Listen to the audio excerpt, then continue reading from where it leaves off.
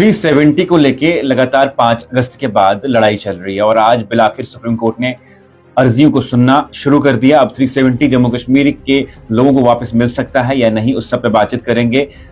मेरे साथ है अवामी नेशनल कॉन्फ्रेंस के मुजफ्फर शाह, जिन्होंने 370 की हियरिंग को अटेंड किया सुप्रीम कोर्ट में, और क्या कुछ सुनवाई हुई, क्या 370 जम्मू कश्मीर के लोगों को दोबारा मिल सकता है।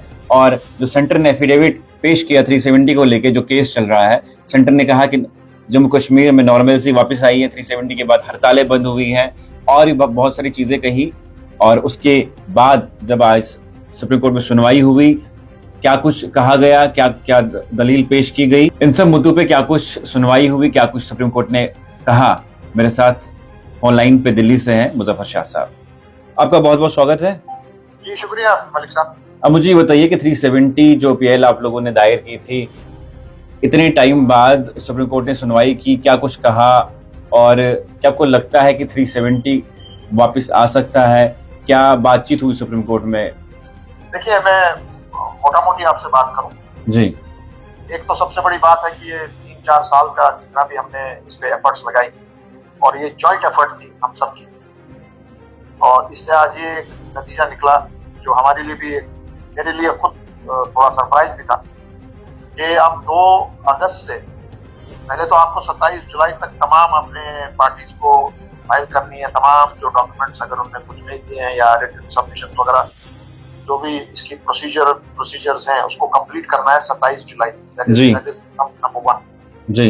उसके बाद ये केस उठेगा 2 अगस्त को, और ये सुना जाएगा ऑन अ डेली बेसिस। जी। Daily basis excepting Mondays and Fridays, माने सोमवार और फ्राइडे को, जुमा को नहीं सुना जाएगा, बाकी तमाम दिनों सुना जाएगा। ये it is a huge what you call break, कोई छोटी मामूली बात नहीं। नंबर 1 ये हमने ये किया। नंबर 2 जो एफिडेविट गवर्नमेंट ऑफ इंडिया ने कल डाला था, उस पर बात हुई कि वो उसको किसी तरीके से रिलाई नहीं किया जाएगा on the arguments on the aspect of constitutionality. इसका मतलब है कि वो कोई बेयरिंग नहीं रखेगा ऑन द कॉन्स्टिट्यूशनल क्वेश्चंस। ये जो हमारे सॉलिसिटर जनरल तुषार मेहता साहब ने भी ये बात मान ली, और हमारे सामने उसका कोई खास वैल्यू नहीं है। जवाब वगैरह जो भी लीगली देने, लेकिन सवाल ये है कि जब सुप्रीम कोर्ट ने ये कहा कि आर्टिकल 370 की सुनवाई हम करेंगे, उससे कल जो है जो सेंट्रल गवर्नमेंट ने एक एफिडेविट फाइल किया, उन्होंने ये कहा कि 370 हटा, उसके बाद जम्मू कश्मीर में जो है नॉर्मलिटी आई। कोई फर्क नहीं पड़ता। लेकिन मुजफ्फर शाह साहब, जो उन्होंने जो सेंटर ने बातें लिखी उसमें कई बातें जो हैं वो मानने वाली हैं। जैसे उन्होंने कहा कि 370 के बाद जम्मू कश्मीर में हड़तालें नहीं हुई, स्कूल्स खुले, कॉलेजेस खुले, और that is not the case that is in the जो हेयरिंग हो रही है कि आपने 5 अगस्त 2019 को जो कॉन्स्टिट्यूशन के साथ खिलवाड़ किया है, दैट इज द केस। ये बाकी एफिडेविट वगैरह देने की हमने G20 कराया, हमने सड़कें साफ की, म्युनिसिपैलिटी ने आपके सब कोचिंग वगैरह धो लिए, हमने यहाँ पर जॉब कर दी। उसका हमने अगर 100 पन्ने का ये एफिडेविट दिया तो हम 400 पन्ने का वापस दे सकते हैं कि आप किस तरह वहाँ अभी भी खिलवाड़ कर रहे हैं under the barrel of the gun. ये कौन सी बड़ी बात है? Matter is of constitution. आपने कॉन्स्टिट्यूशन को तार-तार कर दिया 5 अगस्त 2019 को, दैट इज द केस। बाकी ये सब एफिडेविट टेस्ट कोई इसका क्या मतलब है? कुछ भी नहीं। अब मुझे बताइए कि ये भी कहा गया, और तीसरी बात मैं इंपॉर्टेंट बता दूं, आज अवामी नेशनल कॉन्फ्रेंस की तरफ से एक फ्रेश रिट पिटीशन भी फाइल हुई before the honourable supreme court, जिसको हमारी बहुत ही सीनियर लर्नेड काउंसिल जो हमारी है मेनका गुरुस्वामी, उन्होंने वो पेश की। उसको ऑनरेबल कोर्ट ने देखा और उसी वक्त डायरेक्ट किया कि इस पिटीशन को ये एक्सेप्ट करते हैं, और उसको सर्व कराया गया to the learned solicitor general of India उधर ही कोर्ट में। सो क्योंकि एएनसी ऑलरेडी एक लीडर है इन द ओरिजिनल पिटीशन जो हमने चैलेंज किया था 2018 में 1735 का जब मैटर उठा था of the constitution of India. So ये 3 चीजें बड़ी इंपॉर्टेंट है आज जो मैंने आपको साथ बताया, और जहां तक एफिडेविट का ताल्लुक है, there's no bearing on this case। लेकिन एक और जैसे ये भी सुनने में आया कि सुप्रीम कोर्ट ने ये भी गाइडलाइन दी कि हर 2 दिन के बाद केस की सुनवाई हो। हर 2 दिन नहीं, एवरी डे। अच्छा, हर दिन मतलब केस की सुनवाई होगी है। Every day accepting Monday and Friday. तो क्या आपको लगता है कि और सुनवाई जो आप ये जी बार बार बात कर रहे हैं एफिडेविट की, ये तो हमारी तरफ से तो already supreme government of India और जितने भी उनके लोग हैं उनके ऑलरेडी पसीने छूटे हुए हैं। जो आप क्या क्या जवाब देंगे यहाँ पर? जो मैटर इज ऑफ कॉन्स्टिट्यूशन। नहीं शाह साहब, जो भी एफिडेविट में पॉइंट लिखे गए, सुप्रीम कोर्ट को दिखाए गए, ये सब चीजें आर्टिकल घटने के बाद हुई, उस पे क्या डिस्कस हुआ सुप्रीम कोर्ट में? और क्या कोई खास डिस्कस आपके लॉयर्स ने क्या डिफेंड किया कहा उसमें? गया, उनको सिंपली कहा गया it will have no bearing on the constitutional question.